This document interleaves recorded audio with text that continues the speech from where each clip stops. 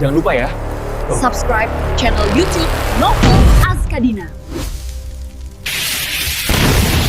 Bab 7375.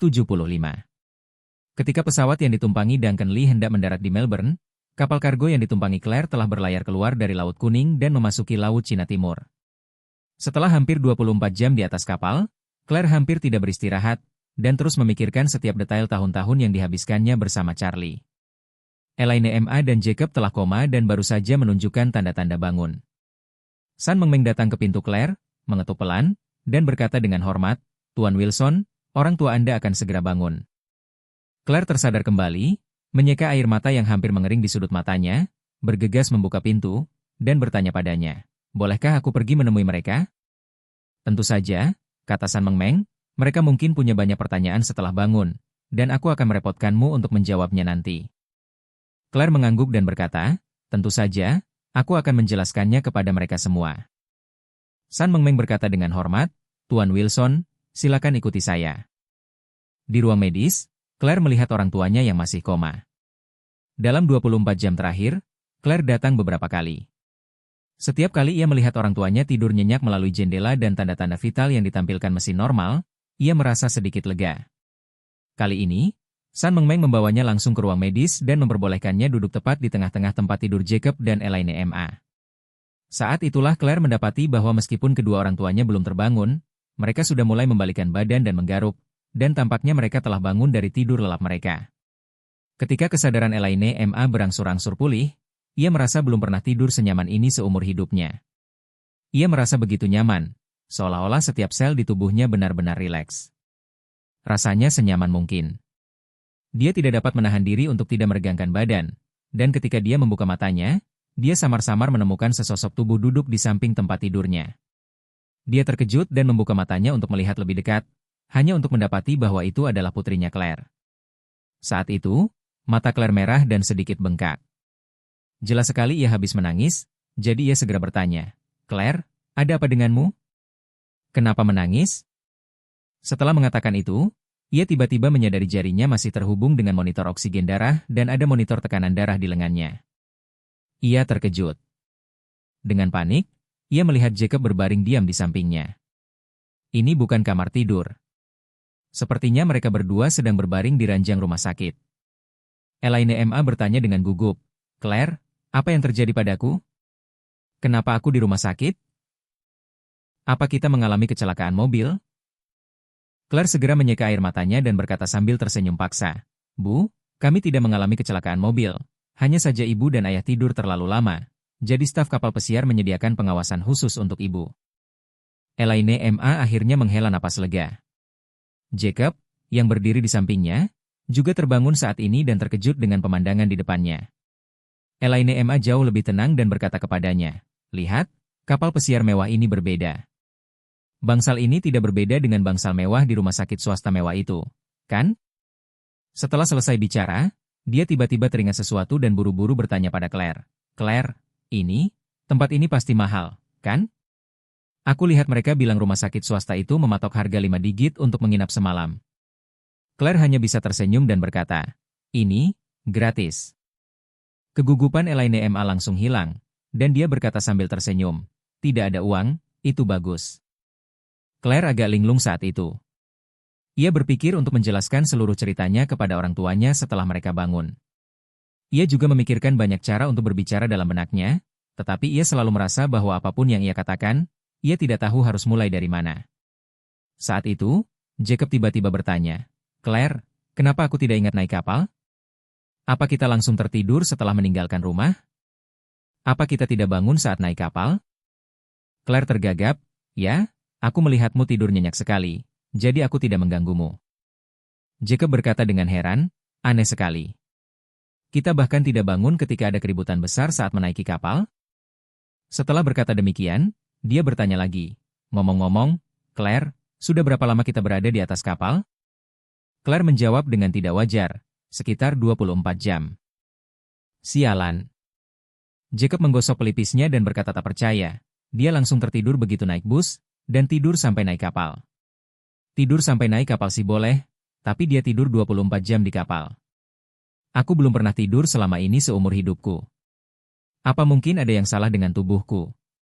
Sambil berbicara, tanpa sadar ia meraih ponselnya. Bergumam, aku perlu bertanya kepada temanku di rumah sakit apakah ada yang salah dengan situasi ini. Kalau tidak, aku akan pergi ke rumah sakit untuk pemeriksaan menyeluruh sekembalinya aku. Jacob merasa sekarang adalah saat terbaik dalam hidupnya. Orang-orang kini lebih menghargai hidup mereka dan lebih mementingkan kesehatan mereka daripada sebelumnya. Saat berbicara, dia tidak menemukan ponselnya dimanapun. Dia pun bertanya kepada Claire, "Claire, kamu lihat ponselku? Mungkinkah hilang?" Mendengar ini, Elaine Emma pun mulai mencari-cari, tetapi ia juga tidak menemukan ponselnya. Ia pun berseru, "Ponselku juga hilang. Mungkinkah staf mencurinya untukku?" Melihat keduanya sedikit cemas, Claire hanya bisa menggigit peluru dan berkata, "Ayah, Ibu, ponsel kalian telah disita sementara." "Disita?" Elaine Emma cemas mendengarnya, lalu berkata dengan marah, "Baru sekali, mereka tidak menyita ponselku padahal aku di kapal pesiar. Mereka pikir dia apa? Apa kau tidak tahu kalau pelanggan itu Tuhan?" Claire menjelaskan sedikit demi sedikit, "Ayah, Ibu, kita tidak akan naik kapal pesiar kali ini." "Itu bukan kapal pesiar?" Jacob bertanya dengan bingung. "Claire, ayah salah paham. Bukankah ayah bilang mau ke Tahiti naik kapal pesiar? Kalau bukan kapal pesiar, lalu apa?" Claire berkata, "Kita berada di kapal kargo kali ini. Kapal kargo itu memang akan membawa kita ke Tahiti, tapi kita tidak akan ke Tahiti, melainkan ke salah satu pulau di sana." Elaine MA berkata dengan tidak sabar, "Ke pulau manapun dia pergi, selalu tidak pantas membawa ponsel kita, kan? Di mana penyedia layanan seperti itu?" Claire mengerutkan bibir dan menatap mereka berdua. Satu tangannya dengan gugup menggigit kuku tangan lainnya, dan ia berbisik, "Ayah, Ibu, kita tidak akan kembali setelah keluar kali ini." "Tidak akan kembali?"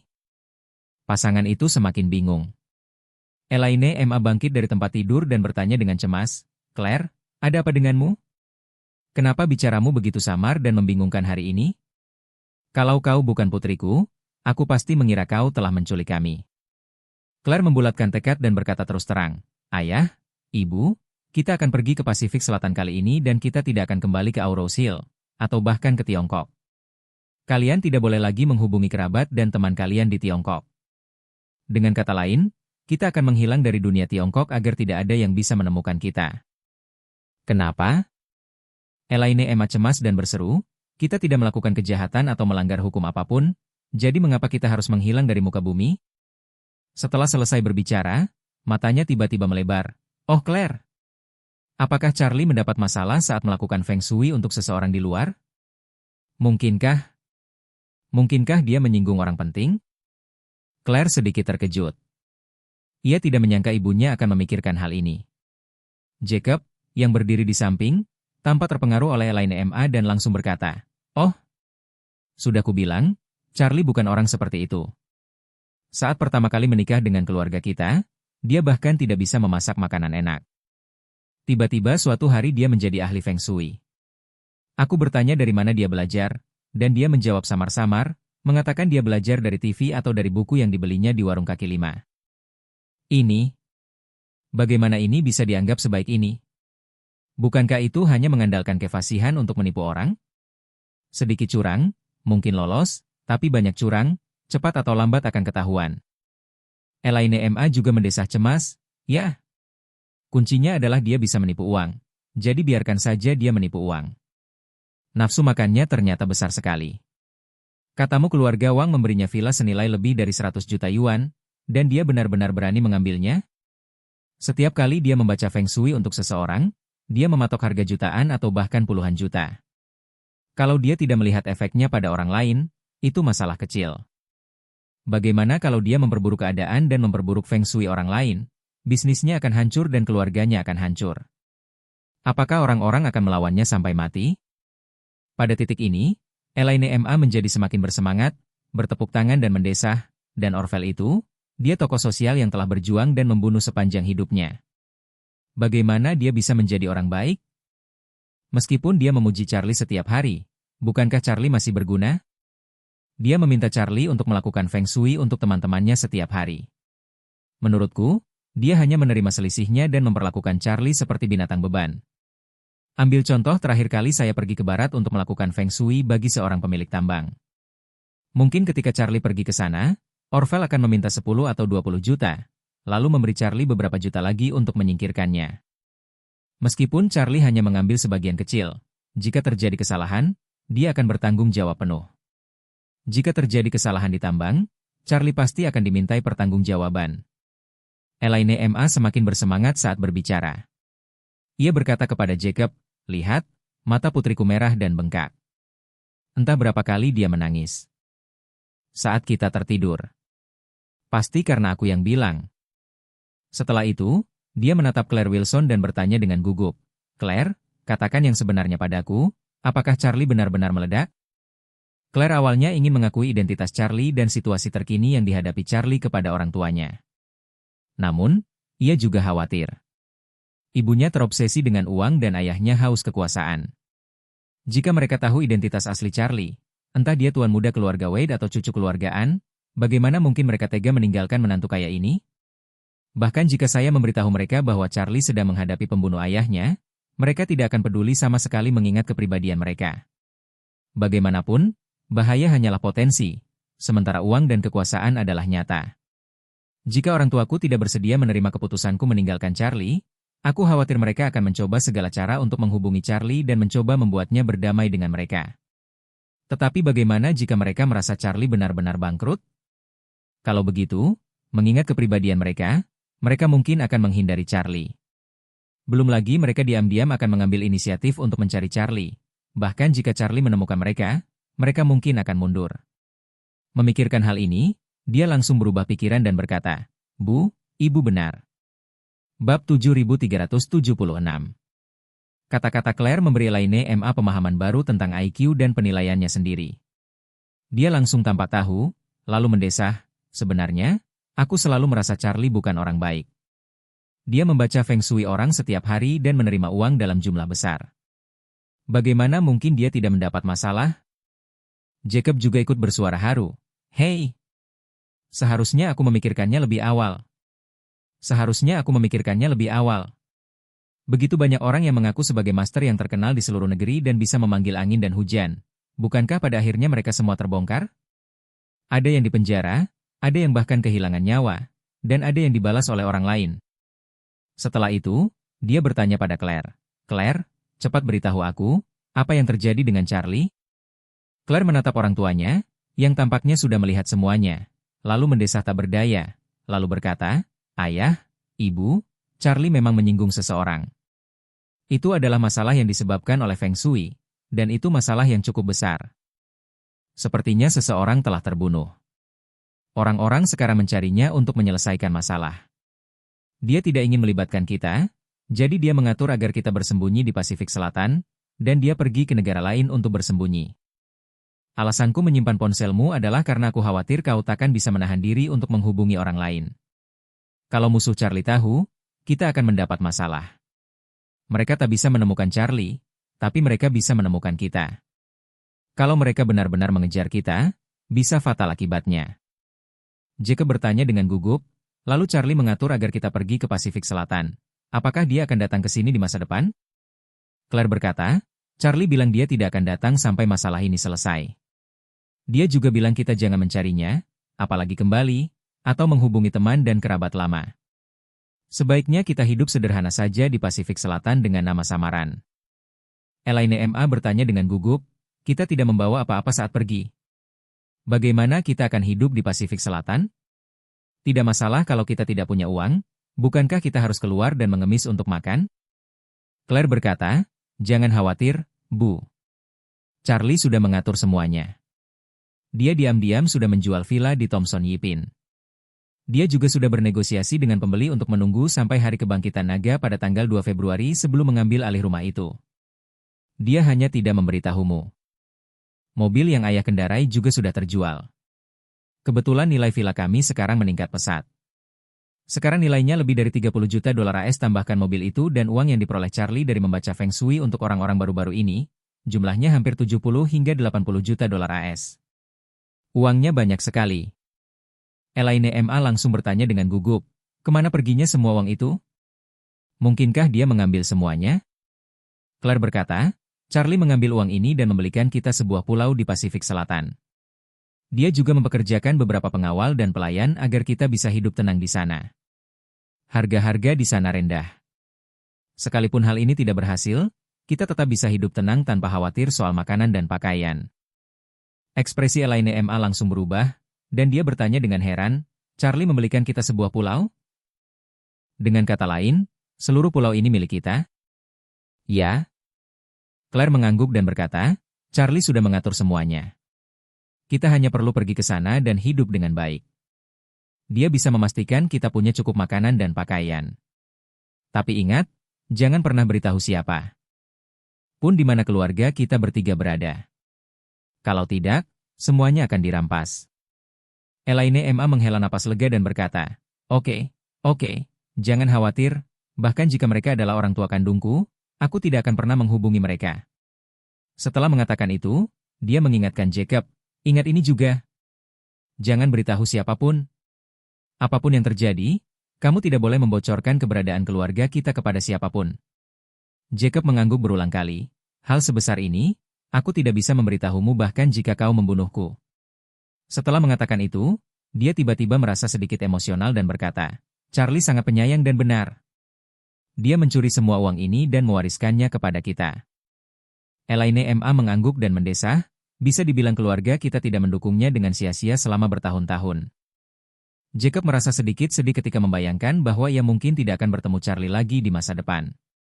Ia menghela napas dan berkata, sejujurnya, Charlie orang yang baik. Hanya saja ia menjadi sedikit sombong setelah dipuji sebagai Tuan Wade dalam 2 tahun terakhir.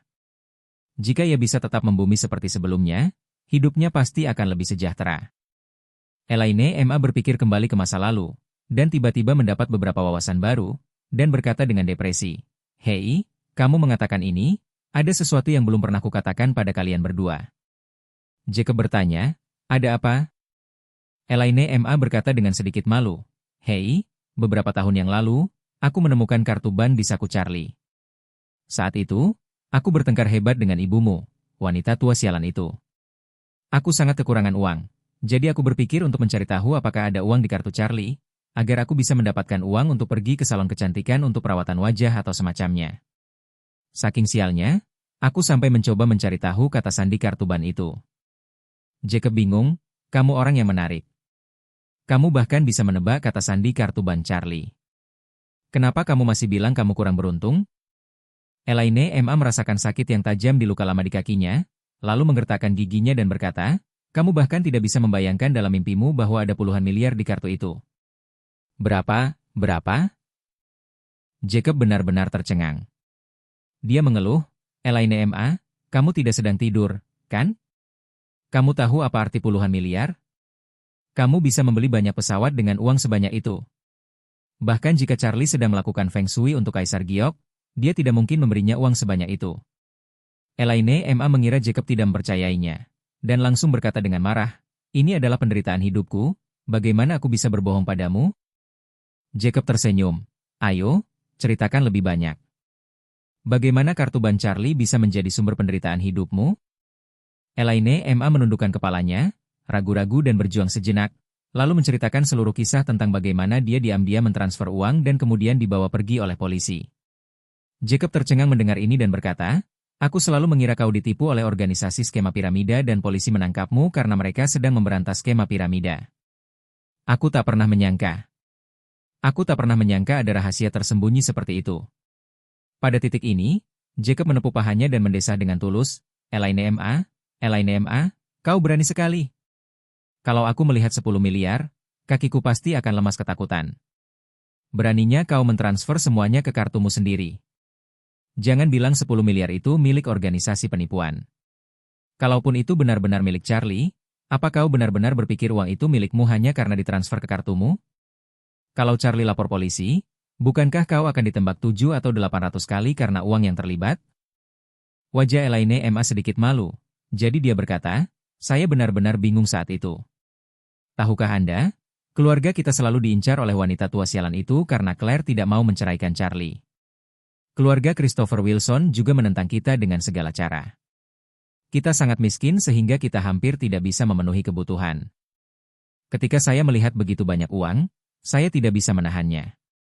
Saya selalu merasa tidak akan pernah mengalami kemiskinan lagi, jadi saya mentransfer semuanya ke kartu saya sendiri. Saya tidak menyangka itu adalah metode baru dari kelompok penipu itu. Sambil berbicara, ia bertanya dengan hati-hati, apakah menurutmu Charlie terlibat dalam kelompok penipu itu? Polisi mengatakan dia juga korban, tetapi sekarang tampaknya Charlie tidak jujur. Dia baru-baru ini membacakan Feng Shui untuk orang-orang. Sepertinya dia juga seorang penipu. Wajah Claire memerah. Ibunya telah mencuri 10 miliar dari Charlie, tetapi dia masih tidak memikirkannya. Dia bahkan curiga bahwa Charlie terlibat dalam kelompok penipuan. Ini benar-benar membuatnya malu. Maka ia menyela spekulasi Elaine MA dan berkata, "Bu, jangan pikirkan itu di sini. Kehidupan kita yang baik beberapa tahun terakhir ini hampir sepenuhnya berkat Charlie, dan jalan di depan juga telah dipersiapkan untuk kita oleh Charlie. Sekalipun ibu tidak merasa bersyukur, janganlah berprasangka buruk padanya." Elaine Emma mengangguk dan berkata, baiklah, aku tidak akan banyak bicara." Setelah itu, dia bertanya dengan khawatir, "Claire, apakah Charlie memberimu informasi tentang pulau itu?" "Biar aku lihat dulu." Claire menggelengkan kepalanya dan berkata, "Saya tidak punya banyak informasi. Waktunya terlalu singkat, jadi saya tidak punya banyak waktu untuk mempersiapkan diri. Tapi jangan khawatir, semuanya ada di sana, dan kondisinya jelas tidak lebih buruk dari Aurous Hill." Jacob berkata sambil tersenyum, "Oh, aku kurang lama di Maladewa terakhir kali. Rasanya seperti hidup bak peri kalau punya pulau sendiri. Aku sangat menantikannya sekarang." Claire berkata, "Perjalanan ini akan memakan waktu yang cukup lama. Agar musuh kita tidak menemukan petunjuk apapun, Charlie telah mengatur seseorang untuk mengawal kita pergi. Dia juga akan mengantar kita berganti perahu. Kamu harus beristirahat dengan baik dan mengisi ulang tenagamu dulu. Aku akan pergi dan menyapa mereka." Mengubah strategi sementara, Claire berharap staf yang diatur oleh Stephen Tang dapat bekerja sama dengannya dan membuat orang tuanya sepenuhnya percaya bahwa Charlie telah mengatur agar keluarga mereka terhindar dari perburuan setelah insiden tersebut. Dengan cara ini, ia dapat memastikan bahwa orang tuanya tidak akan pernah berinisiatif untuk kembali ke Tiongkok atau mencari cara untuk menghubungi Charlie.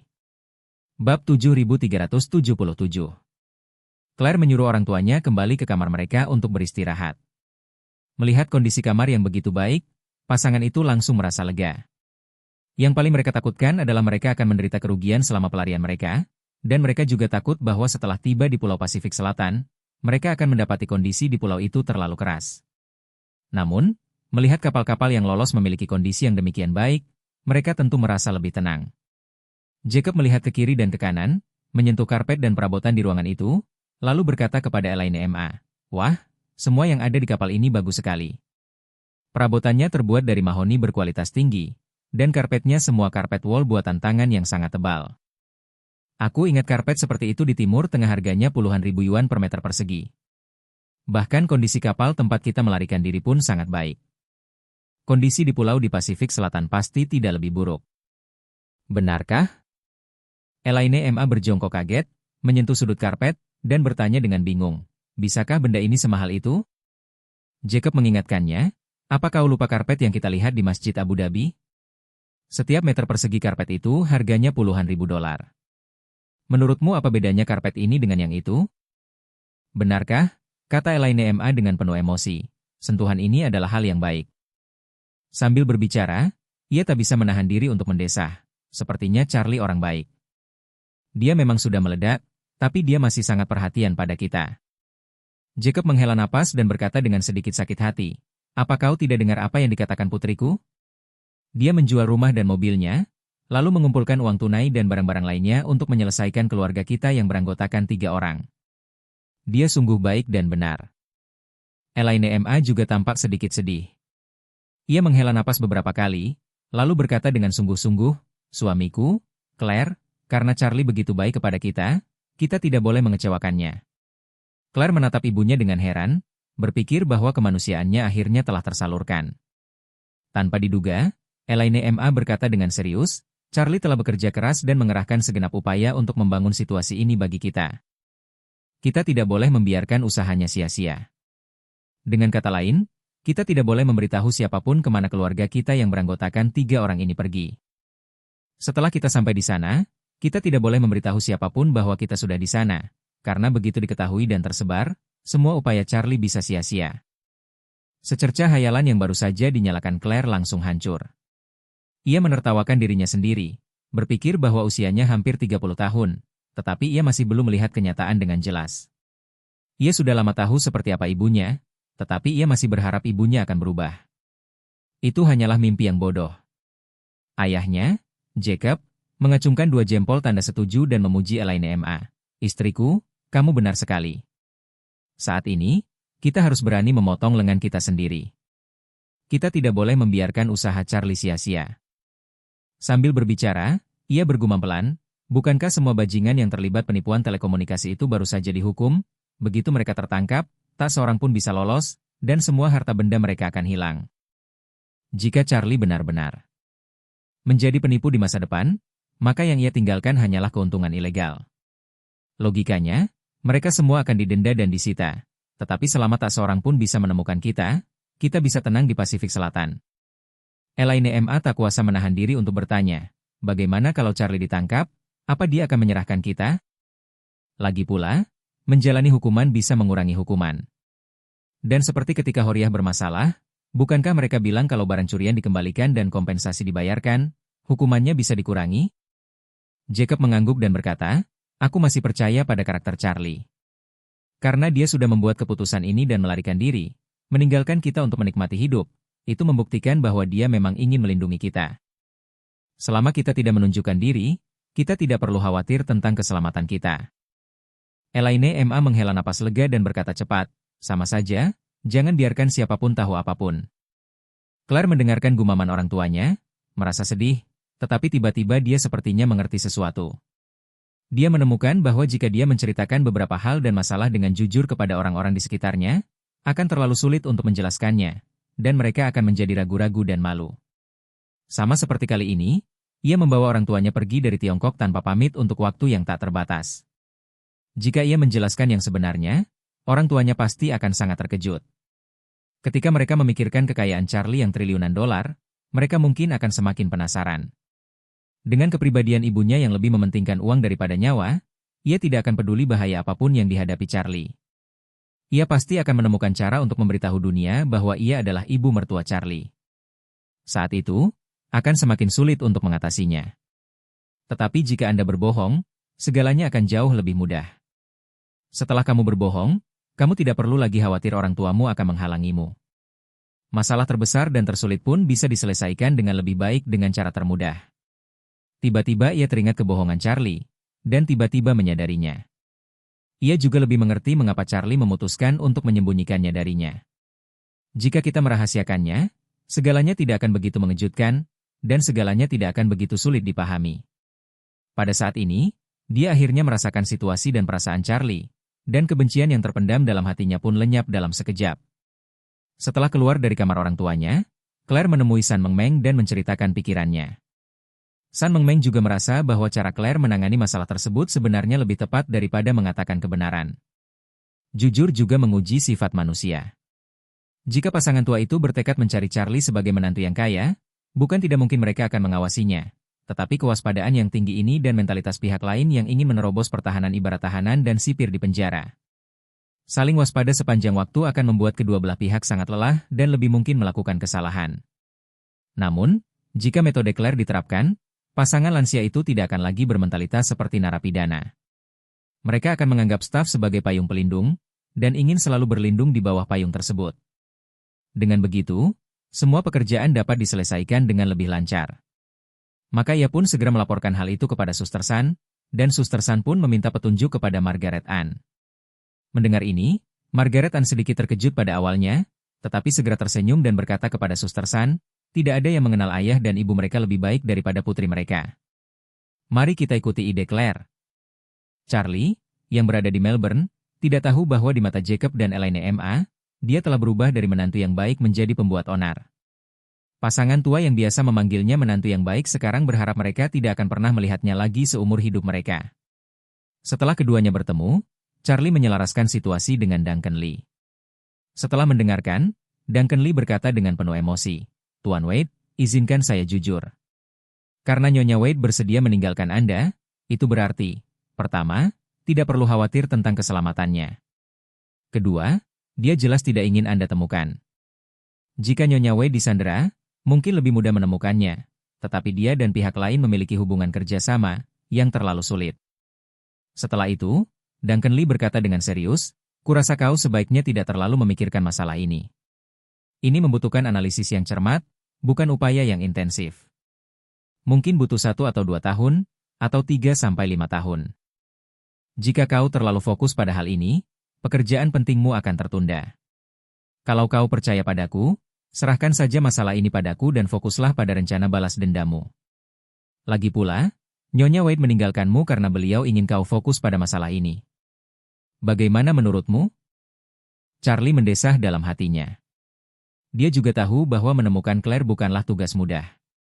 Sekalipun pihak lain tidak lagi memindahkan Claire, Duncan Lee akan membutuhkan setidaknya 1 atau 2 tahun untuk memilah petunjuk-petunjuk ini sedikit demi sedikit. Jika pihak lain menyadari ada yang tidak biasa dan menggunakan trik yang sama lagi, jangka waktunya mungkin akan lebih panjang lagi. Jika ia mengerahkan seluruh energinya untuk mencarinya, kemungkinan besar akan menghabiskan terlalu banyak waktu dan energi. Terlebih lagi, Claire mungkin tidak ingin bertemu dengannya. Jika dia juga berusaha menghindarinya, akan semakin sulit menemukannya. Claire meninggalkannya, bukan karena ia marah, juga bukan karena ia tidak mencintainya. Ia tidak ingin mengganggu balas dendamnya. Jika ia bisa membalas dendam suatu hari nanti, mungkin Claire akan kembali lagi, dan mungkin dalang dibalik semua ini akan terungkap. Namun, jika ia gagal membalas dendam dan identitasnya tidak terungkap ke dunia, Claire akan tahu bahwa ia tidak membalas dendam dan pasti akan memilih untuk terus bersembunyi. Ia mungkin akan menunda balas dendam dan pencarian Claire. Kesuksesan Charlie saat ini, selain dukungan rahasia dari orang tuanya, juga tidak terlepas dari gayanya yang tegas dan lugas dalam melakukan sesuatu. Kini, kepergian Claire sudah pasti. Sesedih apapun aku tak bisa menyerah begitu saja. Aku harus mengambil keputusan yang rasional agar mendapatkan hasil terbaik. Maka, ia berkata kepada Duncan Lee, "Inspektur Lee, saya akan menempatkan semua ninja dari keluarga He dan Ito di bawah komando Anda. Saya juga akan menugaskan 100 prajurit elit dan jenderal dari Istana 10.000 Naga, dan seluruh model AI siap membantu Anda. Pastikan Anda menemukan keberadaan Claire secepat mungkin." Duncan Lee langsung berkata, "Tidak masalah, Tuan Wade. Saya akan mulai dengan Australia dan petunjuk dari Stephen Tang. Tiongkok akan mengatur orang untuk melacak informasi mobil-mobil ini. Setelah saya menyelesaikan pekerjaan saya di Australia, saya akan pergi ke Tiongkok untuk melanjutkan penyelidikan. Anda tidak perlu membuang waktu di Australia." "Baiklah." Charlie menghela napas dan berkata, "Kalau begitu aku akan kembali ke Auros Hill dulu. Urusan mencari seseorang akan kuserahkan pada Inspektur Lee." Meskipun Charlie berkata demikian, ada pikiran lain dalam benaknya, yaitu kembali ke Auros Hill untuk menemui Maria Lynn. Tidak seperti Duncan Lee, seorang detektif yang pandai mengungkap kasus, kepintaran Maria Lynn lebih pada hal yang tak terduga dan tidak konvensional. Ketika pertama kali datang ke Tiongkok, ia mengetahui identitas aslinya yang tersembunyi hanya dari namanya. Jika Victoria setengah pintar darinya, ia pasti sudah menemukannya dan membunuhnya sejak lama. Oleh karena itu, dia ingin bertemu Maria Lynn dan melihat apakah dia bisa memberinya kiat berguna berdasarkan pengalaman dan kebijaksanaannya. Bab 7377. Setelah penerbangan 10 jam, Charlie bergegas kembali ke Auros Hill. Pada saat ini, keluarga Auros Hill He dan ninja yang dikirim oleh keluarga itu bergabung untuk mulai menyelidiki semua petunjuk tentang kepergian Claire. Bahkan bagi master yang berpengalaman, masih sulit untuk meningkatkan kecepatan saat menghadapi masalah seperti itu. Lagi pula, menurut Ruolisu, setiap petunjuk bagaikan labirin tanpa akhir. Jika Anda mengikutinya, Anda akan menyadari bahwa semakin jauh Anda melangkah, semakin kacau dan membingungkan jadinya. Charlie tahu betul bahwa masalah ini tidak akan terselesaikan dalam semalam, tetapi dia juga merasa tidak nyaman dengan tanggapan yang diterimanya. Jadi, setelah dia turun dari pesawat, dia segera menelepon Maria Lynn untuk menanyakan di mana dia berada. Saat itu pukul 7 malam pada hari Jumat. Maria Lynn berkata kepadanya, "Saya di Villa Zijin." "Tuan, ada yang ingin Anda temui?" Charlie berkata, "Saya ingin meminta pendapat Nona Lynn tentang beberapa hal." "Apakah ini cocok untuk Nona Lynn?" "Bagus sekali," kata Maria Lynn dengan suara lantang, "Tuan, silakan datang langsung." Saya sudah menyiapkan teh dan sedang menunggu Anda. Charlie menghela napas lega dan membiarkan Orvel dan Ishak pergi bersama. Ia mengendarai mobil lain yang dikirim oleh anak buah Ishak dan langsung menuju ke Villa Zijin. Saat mereka tiba di Villa Zijin, waktu sudah menunjukkan pukul 8 malam. Villa Zijin sangat sepi. Setelah menerima pemberitahuan dari Lau Parker, Sarangshan dan istrinya menunggu dengan tenang di gerbang Villa Zijin bersama Lau Parker. Meskipun usia mereka sudah menginjak 80-an, mereka tetap patuh dan menghormati Maria Lynn seperti anak kecil kepada ibunya. Terlebih lagi, Charlie sangat baik kepada mereka, sehingga mereka tidak berani mengabaikannya. Melihat Charlie, Sarangshan melangkah maju dan berkata dengan hormat, "Tuan Wade, Anda di sini." Charlie tersenyum dan mengangguk, lalu bertanya kepada mereka, "Di mana Nona Lynn?" Sarangshan kemudian berkata, "Nona muda. Sedang menunggu Tuan Wade di villa di puncak gunung." Parker tua di sampingnya juga membungkuk dan berkata, "Tuan Wade, Nona muda telah memerintahkan kami untuk tetap di bawah dan tidak mengganggu Anda. Pelayan tua ini tidak akan membawa Anda ke atas." Charlie tahu rasa hormat mereka yang mendalam terhadap Maria Lynn, jadi dia mengangguk dan berkata, "Terima kasih atas kerja kerasmu, aku akan naik dulu." Setelah itu, Charlie menaiki tangga batu dan tiba di gerbang villa. Gerbang itu sedikit terbuka, menyisakan celah hampir 20 cm. Melalui celah itu, ia melihat Maria Lynn duduk di bawah ibu teh PUR, merebus air dan membuat teh. Ia hendak mengetuk pintu sebagai tanda hormat ketika Maria Lynn berkata, "Tuan muda, silakan masuk." Charlie tidak menunda lebih lama lagi dan mendorong pintu kayu berat itu lalu masuk. Maria Lynn mengenakan gaun putih panjang dan jubah bulu putih. Ketika melihat Charlie masuk, ia langsung berdiri dan memberi hormat. "Saya sedang sibuk membuat teh dan tidak bisa pergi. Saya harap Anda memaafkan saya karena tidak bisa datang dan menyapa Anda." Charlie tersenyum dan berkata, "Nona Lynn, kita adalah teman yang membutuhkan dan teman seumur hidup. Mengapa Anda masih begitu sopan kepada saya?" Maria Lynn tersenyum manis dan berkata, "Apapun yang terjadi, etiket selalu penting. Nenek saya mengajari saya sejak kecil bahwa bahkan setelah menikah, saya harus tetap sopan kepada suami saya. Lagi pula, kamu adalah penyelamat saya." Charlie menggelengkan kepalanya tanpa daya dan tersenyum pahit sambil mendesah, "Bukankah kau penyelamatku?" Setelah berkata demikian, dia tidak lagi repot-repot bersikap sopan terhadap Maria Lynn dan langsung duduk di hadapannya. Setelah duduk, Charlie akhirnya ingat untuk menatap pohon teh yang rimbun di atas kepalanya dan berseru, "Aku tidak menyangka induk teh PUR ini begitu kuat vitalitasnya. Bahkan dalam cuaca sedingin ini, cabang dan daunnya masih rimbun." Maria Lynn mengangguk dan tersenyum, meskipun ibu PUC gagal mengatasi kesengsaraan di masa lalu, ia kini telah menjadi makhluk surgawi yang terlahir kembali dari abu. Cuaca normal tidak akan memengaruhi pertumbuhannya. Ia hanya perlu bekerja keras dan menunggu kesengsaraan berikutnya. Setelah itu, dia mengisi cangkir teh hingga 80% dari kapasitasnya dengan teh, menyerahkannya kepada Charlie dan berkata, "Cobalah, Tuan, dan lihat apakah ini berbeda dari sebelumnya." Charlie mengambil cangkir teh dan menyesapnya. Ia merasakan teh yang terbungkus sedikit energi spiritual memasuki perutnya. Ia tak kuasa menahan napas, sepertinya energi spiritualnya lebih kaya dari sebelumnya. Namun, masih jauh untuk bisa memberikan manfaat besar bagi kultivasi. Maria Lynn tersenyum dan berkata, "Jangan khawatir, Tuan muda. Dalam 3-5 tahun, induk teh PUR akan tumbuh subur dan rimbun, cukup rimbun untuk menaungi halaman ini. Saat itu, energi spiritual yang terkandung dalam daunnya akan semakin kaya, dan ia akan benar-benar dapat membantu Anda." Setelah itu, dia menghibur Charlie lagi, "Bagimu, 3-5 tahun hanyalah sekejap mata, itu akan berlalu dengan cepat." Niat awal Maria Lynn adalah mengatakan bahwa rentang hidup Charlie pasti beberapa ratus tahun. Jika rahasia di dalam cincin itu terbongkar, bahkan mungkin bisa bertahan hingga ribuan tahun. Dalam sungai kehidupan yang panjang selama ribuan tahun, 3-5 tahun bukanlah apa-apa. Namun, saat Charlie mendengar kata-kata ini, dia merasakan sesuatu yang berbeda. Bagaimana mungkin 3-5 tahun hanya sekejap mata?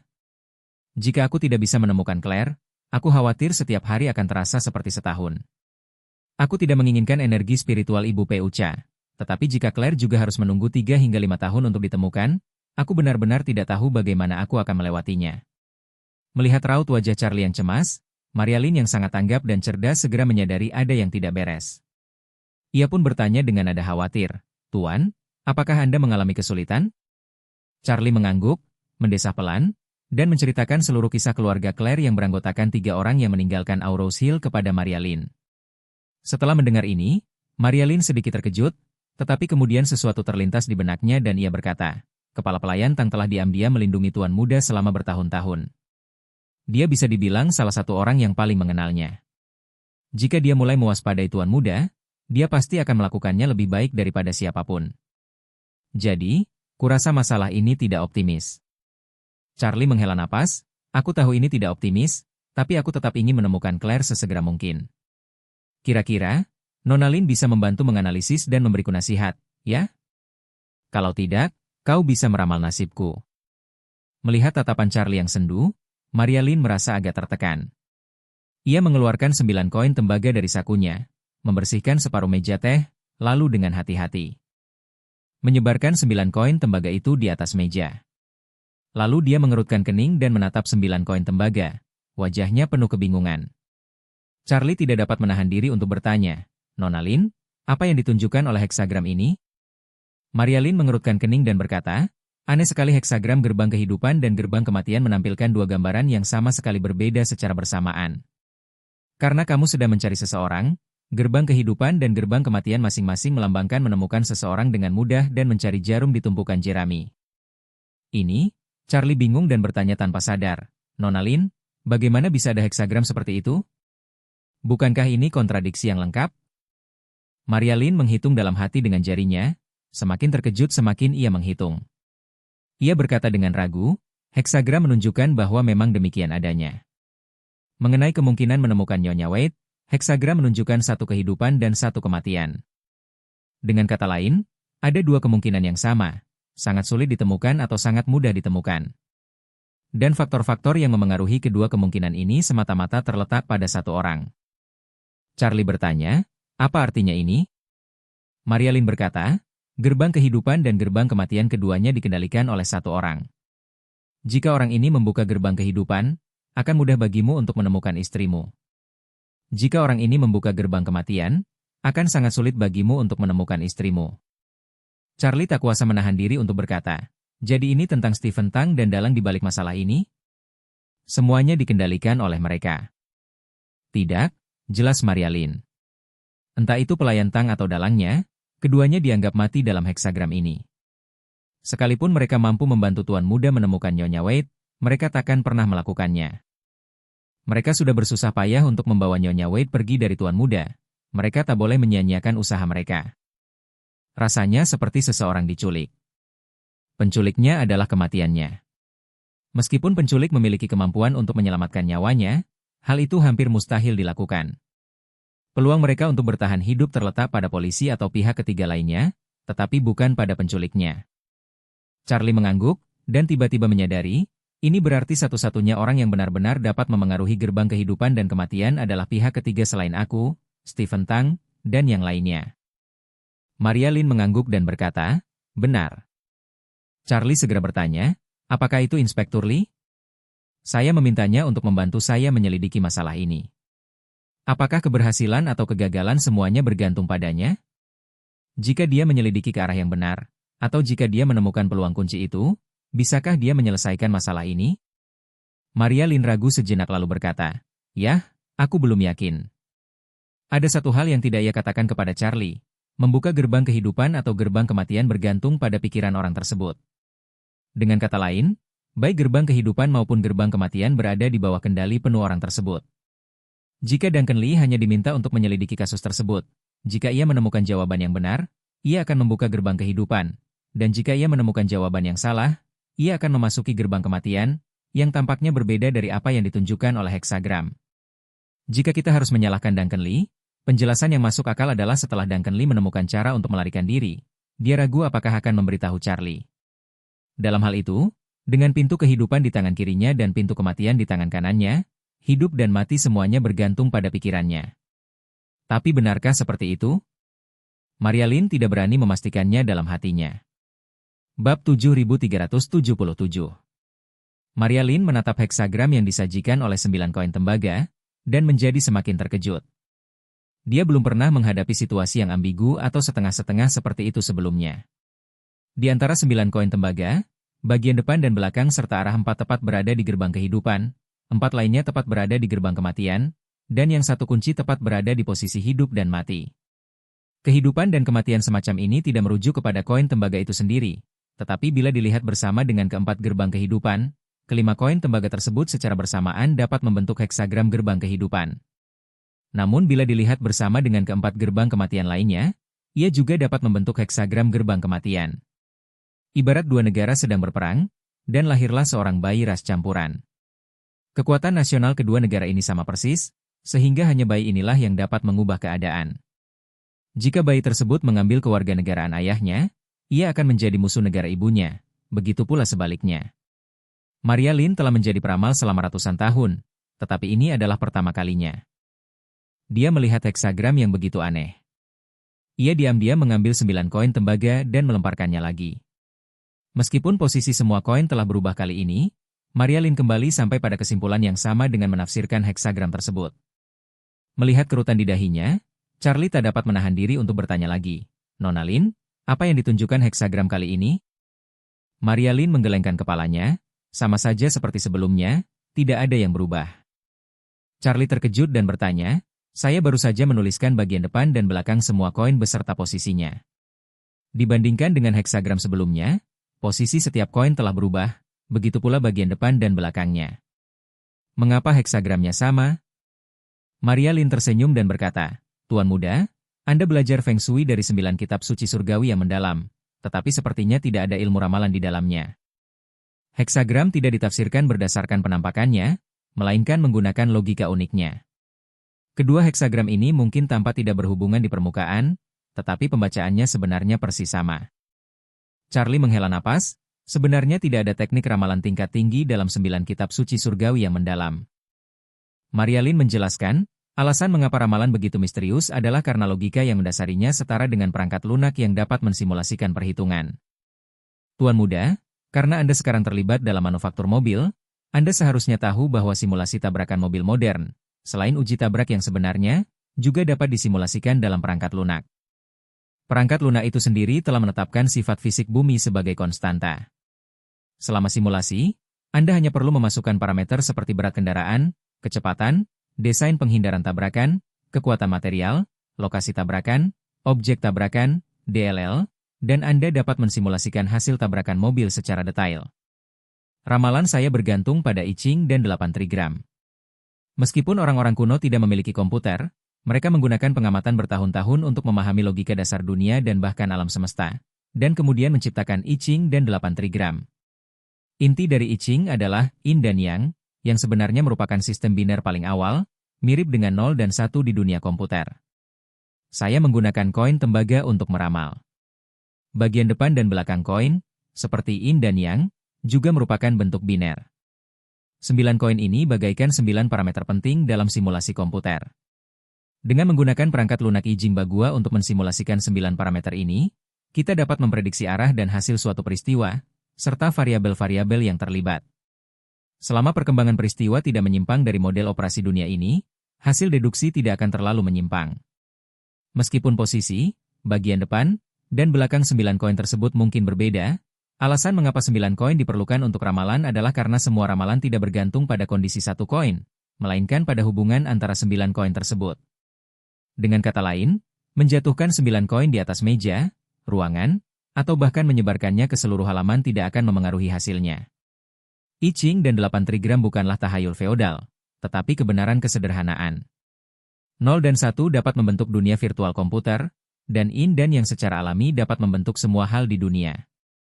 Namun, Maria Lynn mungkin satu-satunya orang di dunia yang benar-benar menguasai I Ching dan 8 trigram dan dapat menggunakan 9 parameter variabel untuk perhitungan dan deduksi. Hasilnya sama saja kedua kali, yang membuat Maria Lynn bingung. Baik Stephen Tang maupun orang-orang di belakang Stephen Tang, mereka semua adalah anggota gerbang kematian. Duncan Lee adalah laki-laki Charlie, jadi dia milik Shengmen. Charlie sendiri juga harus menjadi sumber kehidupan. Jadi, siapakah orang yang terjebak di tengah-tengah, bimbang? Karena ragu, ia berkata kepada Charlie, Tuan, mohon bersabar dan beri saya waktu untuk memikirkan hubungannya. Ketika sudah ada hasilnya, Maria Lynn akan memberitahu Anda sesegera mungkin. Charlie mengangguk pelan. Duncan Lee mungkin butuh 1 atau 2 tahun, atau bahkan 3 hingga 5 tahun, untuk melacaknya. Sehebat apapun Maria Lynn, mustahil baginya menemukan petunjuk dalam semalam. Tentu saja, masalah ini tidak bisa terburu-buru. Teringat surat yang ditinggalkan Claire untuknya di rumah sebelum pergi, Charlie tiba-tiba merasa ingin pulang. Jadi ia berkata kepada Maria Lynn, "Nona Lynn, hari sudah larut, dan aku tidak akan mengganggumu lagi. Jika ada temuan atau kesimpulan, silakan hubungi aku sesegera mungkin." Maria Lynn mengangguk dan tersenyum, "Jangan khawatir, Tuan." Setelah mengatakan ini, meskipun enggan pergi, ia tidak berusaha membujuknya untuk tetap tinggal. Ia tersenyum dan berkata, "Saya akan mengantar Anda, Tuan." Setelah Charlie meninggalkan Zijin Villa, dia segera bergegas kembali ke Thomson Yipin. Situasi di rumah persis seperti yang ditunjukkan dalam video Nanako. Sebagian besar perabotan dan barang tidak dipindahkan, dan semuanya sama seperti saat saya tinggalkan. Kembali di kamar tidur, surat yang ditinggalkan Claire masih diletakkan diam-diam di samping tempat tidur. Charlie membuka surat itu dan membacanya lagi, air mata kembali menggenang di matanya. Setelah 6 tahun menikah, mereka mengira kehidupan pernikahan mereka akhirnya berada di jalur yang benar, tetapi mereka tidak menyangka pernikahan itu akan berakhir secara tiba-tiba di saat yang paling indah. Kini setelah ia kembali ke rumah, semuanya masih sama seperti sebelumnya, kecuali Claire yang telah tiada. Di lingkungan ini, melihat berbagai hal mengingatkannya pada Claire, yang membuat Charlie merasa sangat sedih. Setelah ragu-ragu cukup lama, dia tetap meninggalkan Thomson Yipin dengan surat yang diberikan oleh Claire. Tinggal sendirian di rumah sebesar itu sungguh sepi, dan bayangan Claire ada di mana-mana, yang membuat orang merasa semakin tertekan. Maka Charlie meninggalkan Thomson Yipin dan pergi ke villa di lereng Bukit Champs-Élysées sendirian. Ia merasa butuh waktu untuk menenangkan diri, setidaknya 3 hingga 5 hari, atau paling lama 1 hingga 2 bulan. Setelah itu, ia meninggalkan pesan kepada Duncan Lee dan Maria Lynn di WeChat, meminta mereka untuk menghubunginya melalui telepon sesegera mungkin jika ada kabar. Sedangkan untuk WeChat, ia berencana untuk memutus koneksi internet sementara dan hanya memasukkan Duncan Lee dan Maria Lynn ke dalam daftar putih di ponselnya, serta memblokir semua panggilan dan pesan teks lainnya. Ketika Maria Lynn melihat pesan Charlie yang mengatakan bahwa dia akan menghubunginya melalui telepon jika dia punya kabar, dia tahu bahwa Charlie pasti ingin sendirian dan mencerna kenyataan bahwa Claire telah pergi. Dia khawatir, takut Charlie tidak akan pernah pulih atau menderita sakit cinta sepanjang hari. Jadi, dia juga memberitahu Lau Parker dan yang lainnya untuk tidak mengganggunya, dan memutuskan untuk memilah pengalaman terkini Charlie dan pada siapa variabel dalam heksagram itu bergantung.